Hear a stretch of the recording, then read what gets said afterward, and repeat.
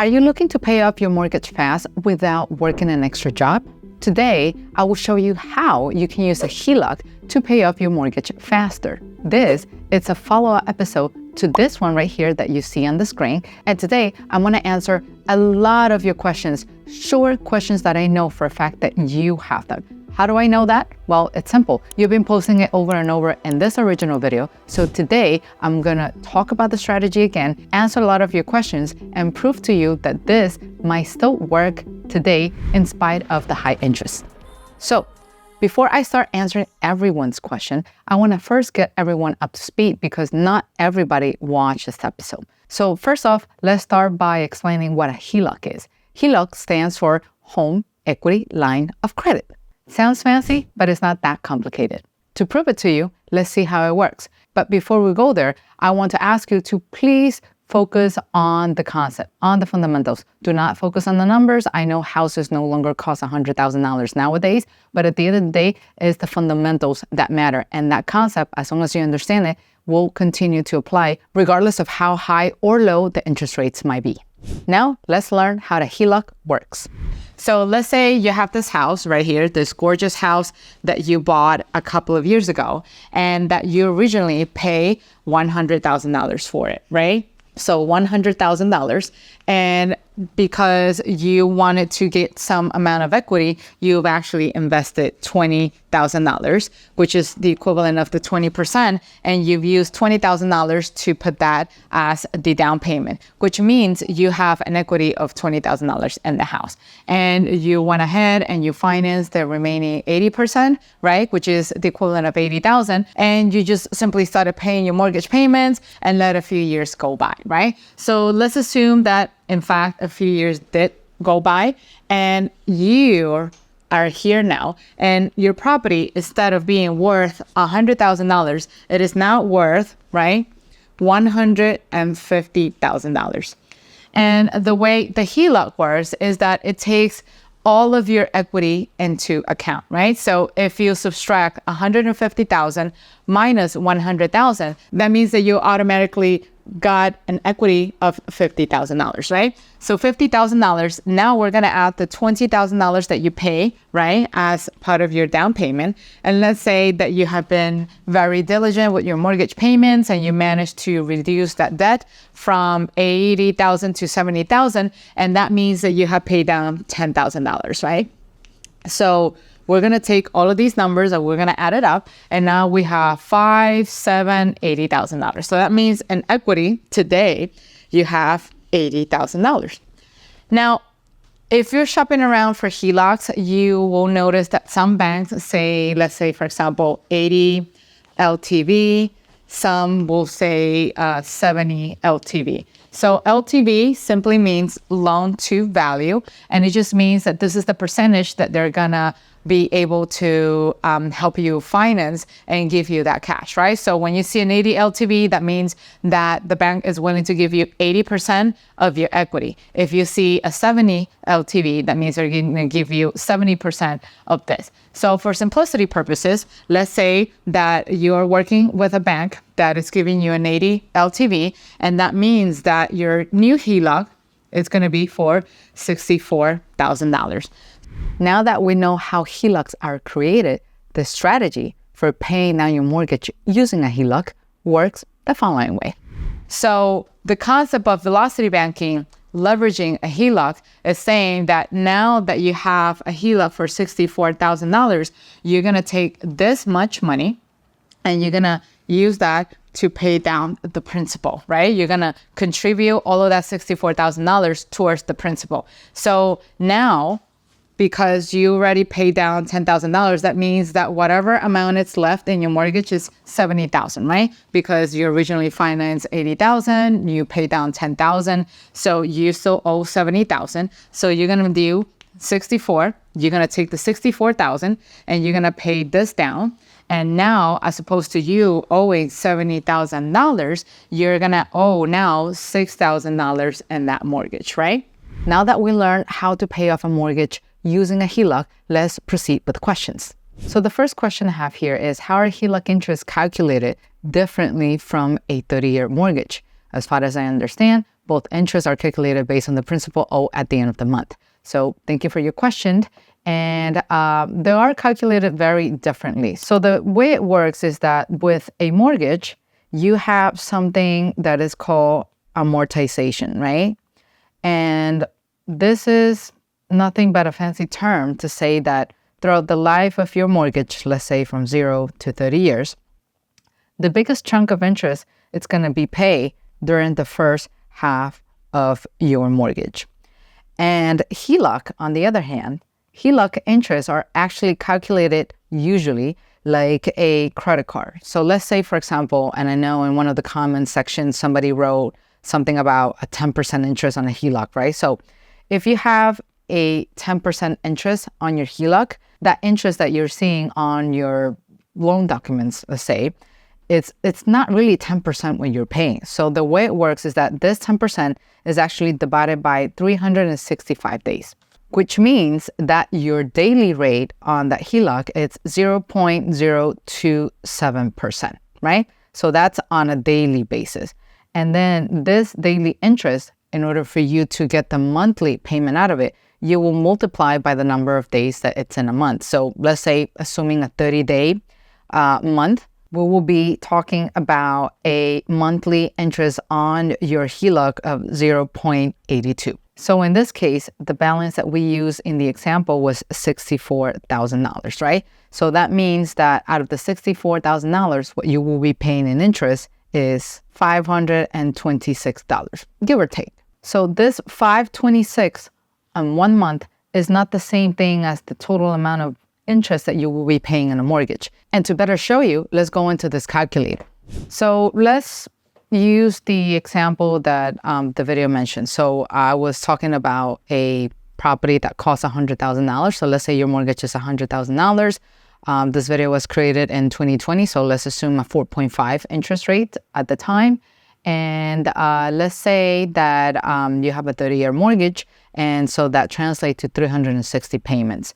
So if you come down here, this is showing you the total amount of interest that you're paying in your mortgage for a loan of $100,000. So that's 82% of this cost. You're paying a little over $82,000 just in interest. And that's without counting the principal repayment. So that's how different those two are actually calculated.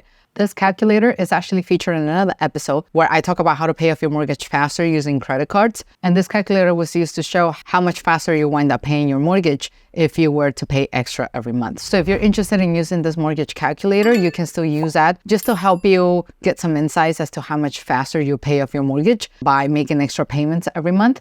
Just keep in mind that this particular calculator does not include escrow. So the calculations that you see here is solely for your loan amount, meaning principal and interest. So when you plug in the numbers, you might see something different than your mortgage statement, because your mortgage statements usually includes your principal, your interest, your property taxes, and your property insurance, which all adds up to a complete different amount that as if you were just looking to principal and interest. So if you want to use this calculator and you want to compare the numbers to your mortgage statement, make sure you're actually looking at principal and interest, because this is the only number this calculator will show you. So the next question I have is from Samuel, and is saying, am I missing something? If my expenditure is coming out of credit cards, will it not be subject to the 18% sales interest fee despite being disciplined enough to keep my expenditure low? So Lisa took a stab at answering the question. So thank you, Lisa. And you're right on that one. You pay it off from the HELOC at the end of each month so you don't incur interest. That's one strategy. But Samuel, you can also take your credit cards and do a balance transfer to a 0% credit card. So that way you don't have to incur any interest, or you can pay your expenses using 0% credit cards, and you would just simply not have to worry about incurring any additional interest on your expenditures. The next question I have, or rather than a question, is actually a statement. This is outdated. HELOCs are 10% right now and cannot go up higher. I disagree with you. It will depend on the type of loan that you have. And I'll show you. So let's go back to this calculator, right? So this original example is $100,000 4.5 interest rate, and you already saw how much money you'll be paying off in interest, right? But we know that nowadays, if we're going to talk about updating the numbers and using real interest and real numbers from today, we can do a projection, and let's say that the average house today is costing $450,000, and the average interest rate, it's somewhere around 7.5%, right? And so that means that your monthly payment will be $3,146, and over the life of your mortgage, you will be paying over $682,000 just in interest on your mortgage. So let's say you bought a house at this price and you want to apply this HELOC strategy. Typically, you have to wait for the equity to build up, like I said. So more or less, you're going to have to wait at least a year in order for the equity to accumulate in order to pull that money out. So in 1 year, there's 12 months. So let's say we're going to go to month 15. And month 15, we're going to make this additional payment in here. Let's say $64,000, just like in the example and the video. So if I pay $64,000 extra in month 15, meaning a year and a half later, that means that I will be saving a total of $308,000 worth of interest over the life of the mortgage. Because once again, we're talking about an amortized loan, meaning it gets to accumulate more and more interest today in the present, in the first half of the mortgage. So once again, I do disagree with you. Even if your HELOC is at 10% today, the numbers don't lie. If you're paying an extra $64,000 towards the mortgage today, that will significantly reduce the total amount of interest that you're actually paying towards your house. So if anything, today, the strategy works even better than the way it worked before. And once again, those who want access to this calculator, you can just simply check the link in the description box down below and you will get access to this calculator. The next question is, who's going to pay your taxes and insurance if you apply it to the mortgage? So I want to give a little bit of context to this question. In that prior video, I basically said that another way to pay off your mortgage faster is by calling up your bank and asking them to remove the escrow from your mortgage payment. And you just reach out to them and say you want to pay it off separately, and the banks gladly will do that for you. And so this question that you are all seeing on the screen, it's related to that. So who's going to pay your taxes and insurance if you apply it to the mortgage? Well, the simple and short answer is you. I mean, the property is yours and it's your responsibility. I mean, who else is going to pay for it? Uncle Sam is not going to come and pay for it, or if the neighbor is not going to come and pay it for you, this is your responsibility. Now, if what you meant to ask is what's going to happen to the property taxes and insurance and how you're going to pay for it, it's just very simple. Once again, you call the bank, you ask them to remove the escrow, and then you are in charge of paying it. So you will reach out to your insurance company directly and just ask them to send the bill directly to you. And when is it due? And you will personally pay for your insurance. And the same thing applies to your property taxes. You can ask your lender to provide you the information as to who you should pay your county taxes. And then you can actually go online and pay those directly. Another way to pay your taxes and insurance is just to simply pay it directly from your checking account from your HELOC. Another comment that I got was you'll be better off taking the next amount left of each of your monthly payment and put it in on your principal. So that suggestion is very valid, but it won't help you pay off your mortgage faster. So what I see you're saying is instead of adding that $64,000 in a lump sum and pay your mortgage off faster, you could take the additional amount that is left. In this case, we talk about $2,500 in the video, and then just do $2,500 and $2,500 and $2,500 over the life of the mortgage, and whatever is left, you will reduce some interest. It's going to be slower, that process. But yeah, you can definitely do that. But again, the title of that video was how to pay off your mortgage faster. So if you want to pay it off faster, given a larger lump sum at the start or at the get-go, it's a lot faster than paying it slowly over time. And then the next question, $1,900 won't go to interest, go taxes and insurance also. I think you're talking about the mortgage. And if so, I already provided the explanation. So just make sure you watch it again, or if you still have additional questions, please do let me know down in the comments. And then the next statement more than a question. How can you use a HELOC if the HELOC interest is higher than your mortgage? You already saw that in the example. It is pretty possible. If anything, it actually works better now because housing prices are a lot higher than what it was before. And then the interest rate on the mortgage is actually higher. So it's all about how you apply it. It's all about the strategy. The next statement, coffee lovers making, is also the lender won't let you get rid of your taxes and insurance. So you can use it to pay for your principal. Taxes and insurance is part of your mortgage payment. That is plain and simple. So yes, you can. I've done it multiple times with my properties. You can request your lender to remove the escrow. What you can't do is ask your lender to not include your escrow when you're closing.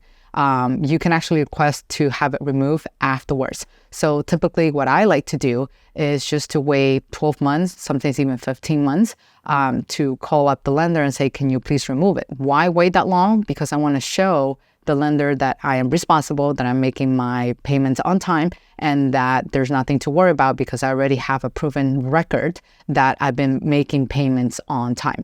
And then once again, once you call the lender and you ask them to remove the escrow, then it is your responsibility. It doesn't fall through the crack. You're still responsible for paying your insurance and your property taxes. Only this time you will pay it directly to them, to the insurance company and the county you owe taxes to. So I expect your questions. If you still have more, down in the comment section below. And for those who want to check out the original video, it is on the screen and you can find a link down in the description as well. And I'll be seeing you in the next video. Bye-bye.